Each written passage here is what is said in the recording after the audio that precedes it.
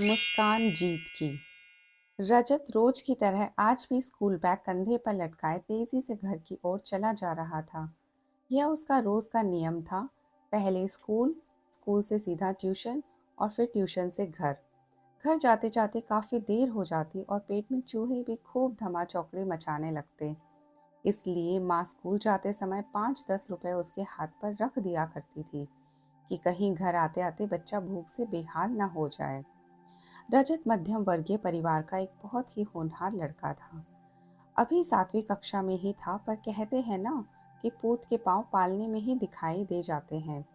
सच में ऐसा ही था रजत, माँ का लाडला और पिता की आंखों का तारा।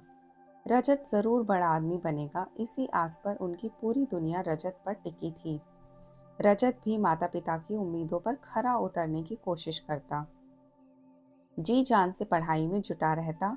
संस्कार तो माँ ने उसे दूध में घोलकर पिलाए थे। माँ विद्यालय में एक अच्छी शिक्षिका के साथ कुशल गृहिणी भी थी और पिता अपना किराना स्टोर चलाते थे। आज जब रजत ट्यूशन से घर की ओर चला तो जोरों की भूख लगी हुई थी। वह जल्दी से घर पहुंचना चाहता था, पर कुछ दूर चलते ही उसे पानी पूरी का ठेला दिखा। ठेले को देखते ही उसके मुंह में पानी आ गया। उसने जेब में हाथ डाला और पानी पूरी वाले से कहा, काका, जरा 10 रुपए की पानी पूरी तो खिलाना। हाँ बेटा, बताओ कैसे खाओगे, सोंठ लगाकर या हींग के पानी के साथ? पानी पूरी वाला जैसे सोते से जागा। काका, आप पहले तो मीठा लगाकर ही खिलाओ, हींग वाली सबसे बाद में खिलाना, उसने उतावलेपन में कहा। अच्छा, कहते हुए पानी पूरी वाला कृत्रिम मुस्कान ओढ़कर उसे पानी पूरी खिलाने लगा। तभी उसकी नज़र ठेले की दूसरी किनारे पर खड़े 10-11 वर्ष के एक बालक पर पड़ी, जो शायद रो रहा था। आंसू अभी भी उसके गालों पर सूखे नहीं थे। उसने पूछा, काका, ये इतना उदास क्यों है? अरे बेटा, क्या बताएं, ये हमारा बिटवा है। 4 दिन से जिद लेके बैठा है कि स्कूल जाना है। अब तुम ही बताओ, इतनी महंगाई में हम कैसे स्कूल भेजें?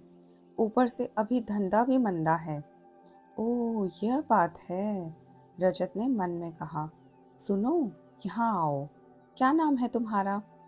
शिवा, बच्चे ने संक्षिप्त उत्तर दिया। पढ़ना चाहते हो? बच्चे ने हाँ में सिर हिलाया तो रजत को उसमें एक लगनशील बालक नजर आया। उसने पानीपुरी वाले से कहा, काका, अगर मैं इसके लिए कहीं से किताबें ले आऊं और 1 घंटे इसे पढ़ा दिया करूं, तो क्या आप इसे स्कूल भेजेंगे? मैं अपनी पॉकेट मनी से इसकी पढ़ाई का ज़रूरी सामान भी ला दूंगा। अरे बेटा, पर तुम इतना काहे करना चाहते हो हमारे लिए? तुम तो खुद अभी बच्चे हो। पानीपुरी वाले ने कृतज्ञता जताई। क्योंकि इसमें लगन है, रजत ने कहा। अच्छा, जैसा तुम ठीक समझो। अब रजत के चेहरे पर एक अलग सी मुस्कान थी। उसने सारी बातें जाकर माँ को बताई तो माँ को भी अपने पुत्र पर बहुत गर्व हुआ। फिर माँ ने पूछा, तुम ये सब करोगे कैसे? जो लोग किताबें रद्दी में बेच देते हैं, मैं उनसे किताबें लेकर उसे दूंगा और जो भी हो सकेगा मैं करूंगा, रजत ने कहा। अगर ऐसी बात है तो मैं उसे अपने ही स्कूल में दाखिला दिला दूंगी, कहते हुए माँ ने रजत को सीने से लगा लिया। अब रजत की दिनचर्या थोड़ी व्यस्त हो गई, पर वह खुश था। एक लंबा अरसा बीत गया। रजत आईपीएस ऑफिसर बनकर कुशलता से कर्तव्यों का निर्वाह कर रहा है। समाज सेवा की जो नींव बचपन में पड़ी थी, उसका क्षेत्र बहुत विस्तृत हो गया है। शिवा रजत से मिलने जाने वाला था। अरे, यह सुदर्शन युवक कौन है जो इधर ही आ रहा है? रजत ने कहा ही था कि वह युवक आकर उससे लिपट गया और बोला, भैया देखिए, आज आपकी बदौलत में कहाँ हूँ। मेरा सिलेक्शन आईएएस में हो गया है। ओह, यह तो मेरा शिवा है। सच में शिवा, तुमने मेरे विश्वास को विजयी बना दिया। यह कहते हुए एक गर्व मिश्रित जीत से मुस्कान रजत के चेहरे पर विराजमान थी। तो ये कहानी यहीं ख़त्म होती है। कमेंट बॉक्स में ज़रूर लिख के बताइए आपको ये कहानी कैसी लगी और आप किस तरह की कहानी मुझसे सुनना पसंद करेंगे।